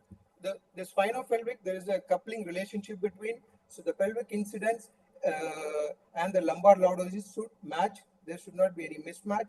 And the formula that has been given is your lumbar lordosis should be 9 degrees plus or minus of the pelvic incidence. So pelvic incidence is fixed, so lumbar lordosis will be based around it. So the rule is, if somebody has got a high pelvic incidence, then they will have very deeper lumbar curves. That means high lumbar lordosis. If somebody has got a very small pelvic incidence, small pelvis, then the lumbar lordosis will be less to accommodate that. So that is a natural adaptation. Next, please. Next. So you will see someone, just go back. You will on the left hand side first, you will see someone with a big pelvis. You don't need an X-ray. You can say they're going to have a high pelvic incidence, and they're going to have a deeper curve to accommodate that pelvis. And the middle one, you can see someone with an average pelvis. So you'll have an average pelvic incidence and the lumbar lordosis. And on the right hand side, you could see very small pelvis. So you could see a flat lumbar lordosis without much curve in it. Next, please. So then comes your lumbar lordosis. So the we know the coupling relationship, we know the formula, what lumbar lordosis should be, each patient based on the pelvic incidence. But out of this lumbar lordosis, the 2/3 is formed by the L4 to S1. So the two discs, L4-5 and L5-S1, contributes to 67% of the total lumbar lordosis. And the upper segments contribute rest. So, and remember that most of our work is around L4-5, L5-S1, most of the spondies and degen work. So one has to remember check what is the pelvic incidence of that patient in that, for that pathology, what is the lumbar lordosis, how much is the lower. So if you're dealing with the L5-S1, how much you need to build in. So you need to pay attention to that. Next slide, please. So this is so whenever there is some pathological process, the natural curves, the spinopelvic relationship, coupling, all will start to do a reciprocal change to maintain the posture, to maintain head centered around the pelvis. So what happens first? So this is the case of spondy. You could see L5-S1 lumbosacral kyphosis. Lumbosacral, we know 2/3 of lordosis is from L4 to S1. So when there is a focal lumbosacral kyphosis, the proximal lumbar spine hyperlordates, compensates, and the thorax flattens. You can see the flattening of the thorax, and then your pelvis retrovates. You can see the retroversion of the pelvis, and then comes your knee flexion and the ankle. So there goes a sequence of it, and classically the patient adopting a Phelan-Dixon sign. Next, please. So the spine deformity study group looked at the spondylolysis and gave a very good classification, and everyone should know about the classification and what is, and it also dictates the management. And there is a universal agreement that from type 1 to type 4, low grade, 3 types in low grade, and in the high grade, the balanced one, the type 4. The first 4 doesn't need, there's a universal agreement that there's no need for reduction. You can do in situ fusion, you can do partial, whatever it is, because they don't have much impact on the global alignment. But the last 2 ones, the retroverted one is very important. You need to pay attention whether the pelvis is balanced. Pelvis is balanced. Usually we see based on the sacrum. Next, please. Can just press. So you can see if the sacrum is horizontal, the red line which shows the sacrum is still horizontal. That means the pelvic compensation has not started, and the spine should be overall balanced. Okay. And the last one is where the pelvis is retroverted, which you can see through vertical pelvis. If the pelvis is vertical, that means the spine is unbalanced and the pelvis is compensated, exhausted, and there must be knee flexion, all other things. So that's the last group. 6th type is most important group where you need to consider reduction. Reduction is a mandate. Next, please. So 4 is balanced pelvis, balanced spine. You do in situ is okay. 5 the same. The 6 is unbalanced globally and locally. So reduction is mandate to restore the spinopelvic alignment and the global balance. Next, please. This is a picture from their study group original publication, and 6 is the 6 and 5. You need to pay close attention for the balances and the reduction. Next, please. So in this you can see the pelvic tilt. As we go grade 1 to grade 6, you see how much compensation in grade 1, grade 2, see it's normal within the range, even grade 3, 20, acceptable. But when it comes to 4, 5 and 6, you see how much pelvic retroverts, 35 degree to 40. From being 20 is a normal cutoff, it goes up to 45. So that's the amount of retroversion has exhausted there. So that pelvis needs a complete near reduction to achieve and restore the local as well as the global balance. Next, please. So why do we need to reduce? Because deformity leads to dysfunction, and patients with sagittal imbalance in the setting of high-grade spondy have poorer health-related quality of life and more SRS scores. And moreover, reduction and instrumentation leads to normalization of alignment. Next, please. Goodly, can we wrap up soon? Yes, sir. Because we are short of time. It's 10:30. And Thanks. also, yeah, It's going well, but we'll need to wrap up. yeah. So, not only about the alignment, because most of the time it would be a single level fusion. So we'll have to look at the segmental lordosis, because a fusion at a single level, if the segmental lordosis is not restored, it can lead to adjacent segment degeneration as well. Next, please. Next, please. So, next, go back. Next, you can forward. So, the case of ischemic listhesis. Next. So, I'll show you. It looks balanced, but it has a thoracic hypokyphosis and pelvic mismatch, lumbar and pelvic incident mismatch. Next, this was attached with the ALIF and single posterior stabilization. Next, so the overall thoracic kyphosis has been restored and pelvic mismatch restored. Next, please. Okay, here you can see the impact of the adjacent segment, is how it normalizes the hyperlordosis of adjacent segment on the previous slide. Next is last slide. You can come to the last slide.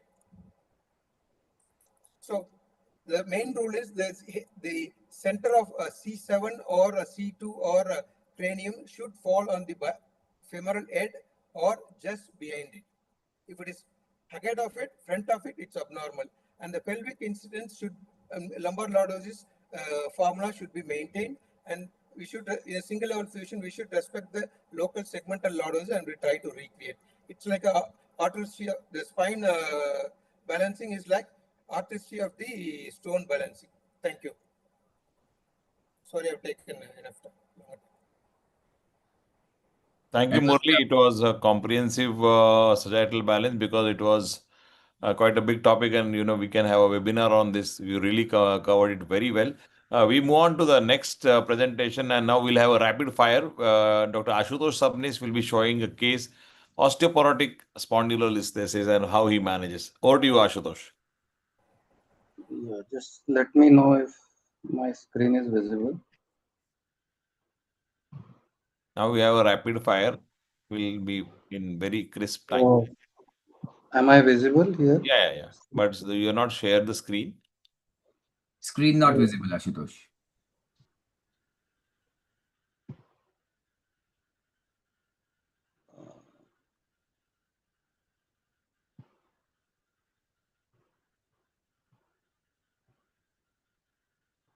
I have to, I think, cancel again and share again. In the meantime, Dr. Nene, you can present yours. Yeah, okay. But mine is just a case. It's just an interesting case. So yeah.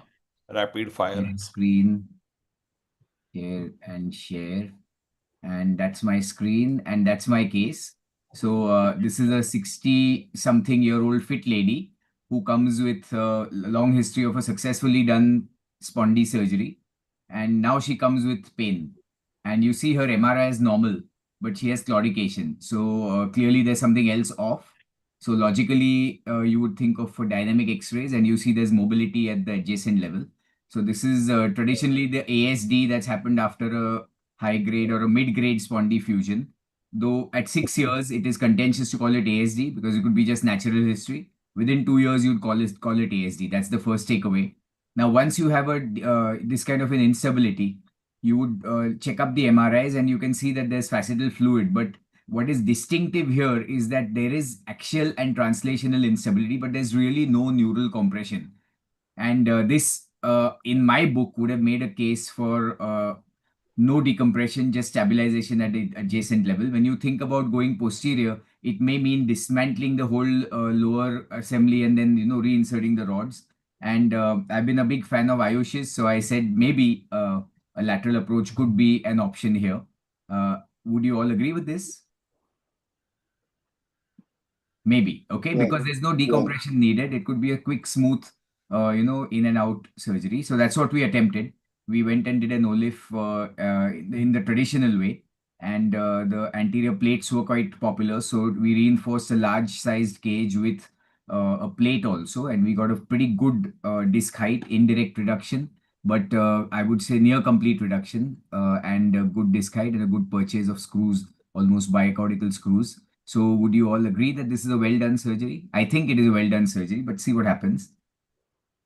She gets a very good relief of symptoms and she is happy until she follows up at 6 months and the plate is slowly starting to walk off. And see what happens at 18 months. The plate is like merely hanging there for its own life and the listhesis is reforming. At this point, we took multiple opinions from multiple doctors, including Paul Taylor in Australia, and everyone suggested a redo. She was moderately symptomatic. She was more concerned about the X-ray. Because of clinical judgment, we decided to sit on this and not do anything. And it's been more than 3 years with teriparatide and conservative therapy. She's just held on there, and there's been no need to do anything more since then. So it's just, you know, I'm trying to just ruffle some feathers here by showing this case. And if anyone has any comments, otherwise, Ayush, you're dying to say something. Please go ahead. Nothing. Absolutely fine. No. The only thing, we have moved away from plates because of this very early. Standalone is, I think, out of Yeah. question. So only Standalone thing ALLIF. differently you would have done, it might show some subsidence over here, but they do very well. The plate is a problem because no matter what you do, even with some subsidence, the plate simply pops off. So very long back, we moved away from plates. So that's it. Otherwise, it should not be a problem. So basically, standalone ALLIF is not an option anymore. No, And no. So no. I still do, but I don't put the plates.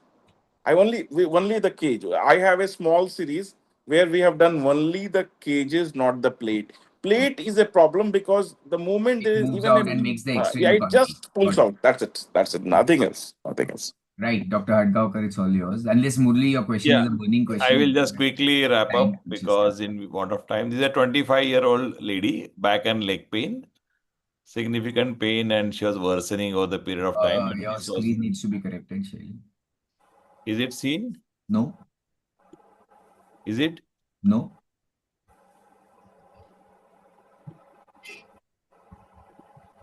Just a second.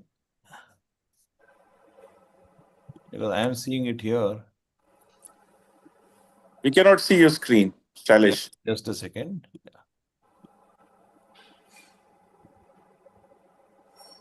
Ashutosh, you can just share, or I can share it now. Yeah. Are you able to share? Then one Is of it- you share. If you Is find it seen now? neither will be able to share. Yeah, we can see now. Yeah, Shailesh, go ahead. Coming. It is seen now, no? Yeah, now we can see. Yeah. 55-year-old lady, back and leg pain, persistent pain, and not getting better. This is the X-ray when she was presented to us.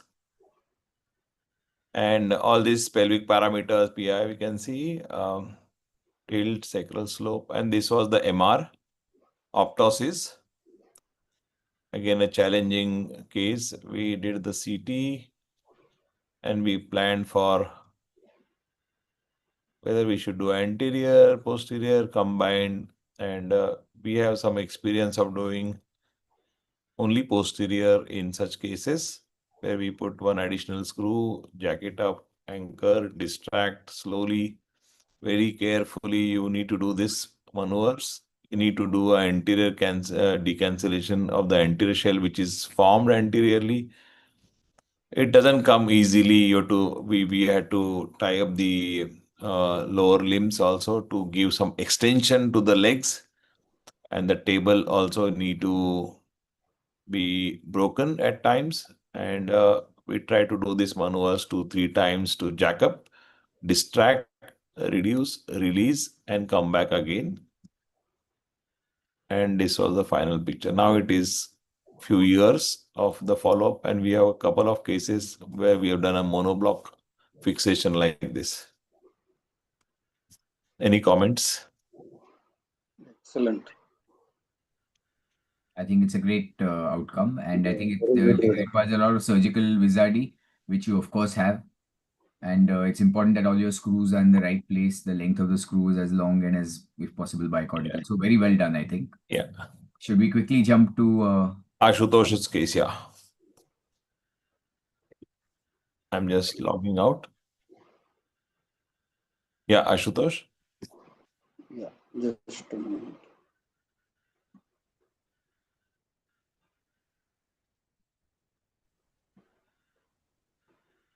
You can see this. Yes. A very interesting case of osteoporotic spine. Ashutosh, yeah. Yeah. So after all that discussion about sagittal balance, legal cases, and pediatric listhesis, I'm showing a case of high-grade listhesis in an old age lady with osteoporosis in a revision spine. So this was a 72-year-old female patient with complaints of severe low back pain since 3 to 4 years, bilateral lower limb pain, right more than left, unable to walk due to severe pain. She was almost bedridden since 1 year. Comorbidities of hypertension, hypothyroidism, VAS score of 9, hardly able to walk, and she had a history of previous spine surgery around 20 years ago. Now she had a midline scar over the back, tenderness, SLR were free, tone was normal, EHL was slightly weak, but otherwise neurologically normal. So here, as you can see, it's a very high grade listhesis. Probably there was a lysis at the previous surgical site and that caused gradual listhesis. And she started developing symptoms since 4 years. So these were flexion extension views in lying down position. She was not able to stand and flex. But in prone position, if you can see here, we could get some reduction there in prone lateral position. So I had some hope of reducing this lady. Did all the calculations. The pelvic incidence was 75, pelvic tilt was 40 degrees, sacral slope 48, lumbar lordosis 50. So the difference was around 25 degrees.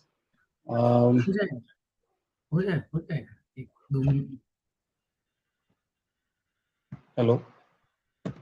Yeah, this was the MRI picture. As you can see, there's some fluid collection there and a very high grade listhesis. This is the axial views. These are the CT scan views. She had got significant osteoporosis, so the thought of reducing this was not there in my mind. So considering the problems here, the age, which was 72, osteoporosis, comorbidities, and the patient demanded a safe and minimum surgery with expectation of only home ambulation. So I planned a delta fixation here, and this is what we did on prone position with some extension given to the spine and the hips. I could achieve a good amount of reduction, about grade 3. I put in a delta screw from S1. We start at the lower border of S1 and then fix into the L5. Get good hold there because of the sclerotic bones and multiple cortices involved. And then 2 levels above just to hold it. I could get a good amount of lumbar lordosis here as well. And she was able to ambulate. Now here, what we did was we just did a mini open thing and put in bone graft in the cavity there, and along with it I put in percutaneous screws at all the levels. So there's a paper where delta fixation has been discussed, a very good paper recently. Now coming to this case, what issue we got with the MIS fixation was the rod contouring, wherein the rod had to be exactly contoured through the stab incisions to exactly fit into the screws.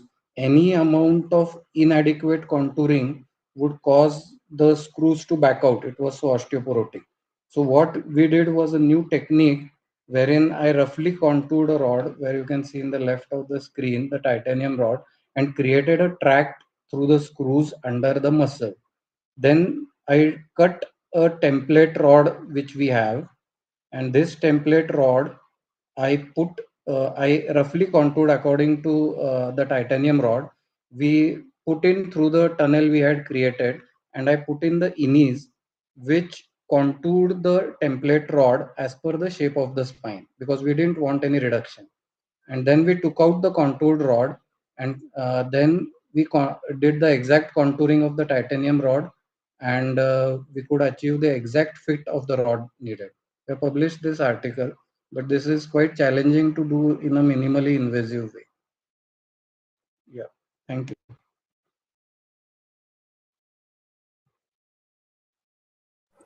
It's a challenging situation when it is osteoporosis, and we have to be balancing everything, and you nailed it very nice. We have our last presenter, a quick view on the literature, Dr. Parcha. Yes, sir.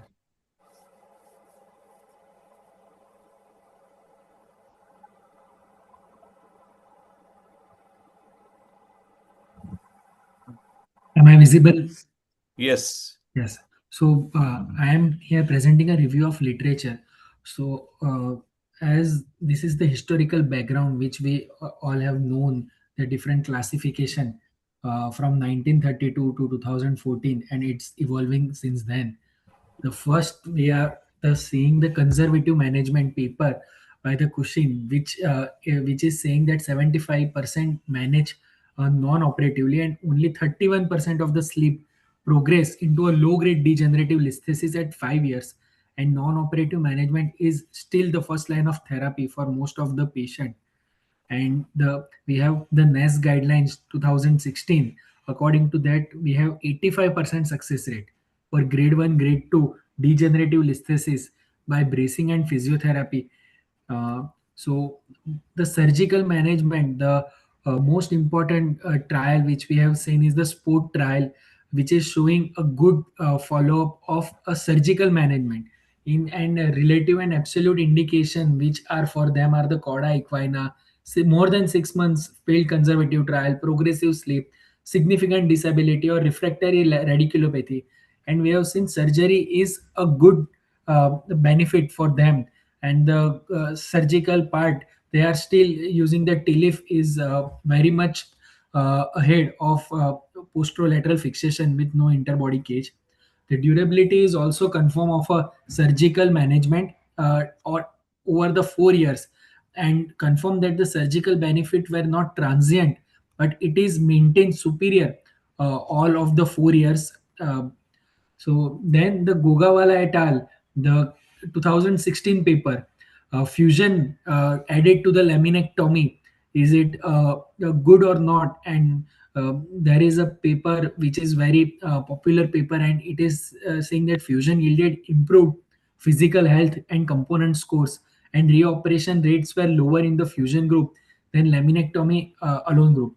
But there is a contrary paper, same from the 2016, which is Frosch et al., which is a very constrained paper, which is who is saying that fusion was associated with higher cost, longer operative time, and greater blood loss without any demonstrable clinical superiority.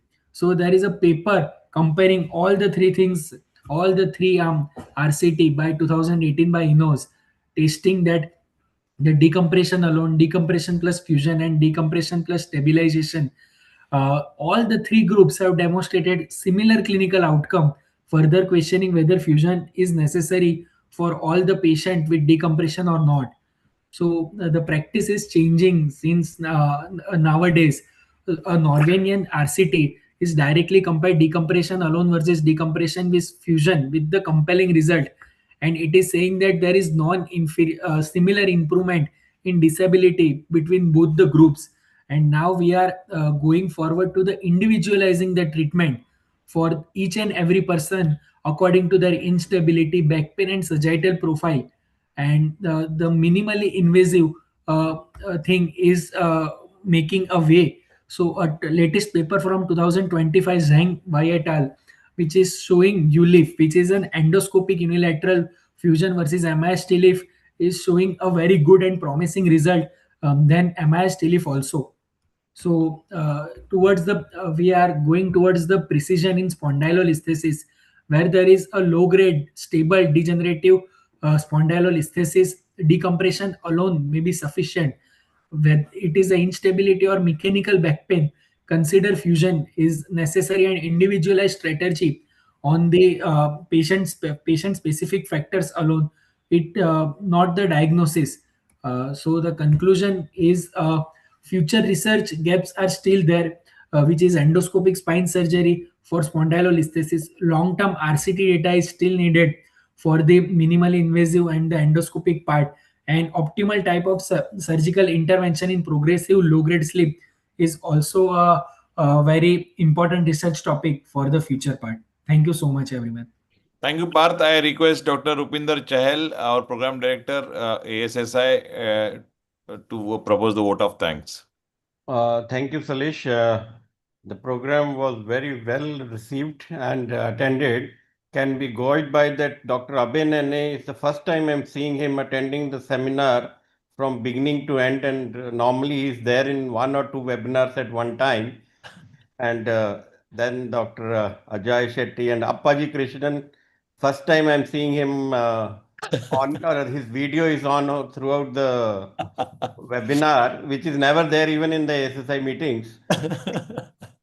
And Murli and Dr. Shankar. So everyone, so this is one issue which is a very wide topic, and rightly we would not say we exceeded time. I think we have given justice to the time, and it was very well discussed. Thank you all, and thank you Ortho TV and the ASSI TV, and good night. Thank you, everyone. Thank you once again. Thank you all viewers from all across the globe. Thank you. Thank you, everyone.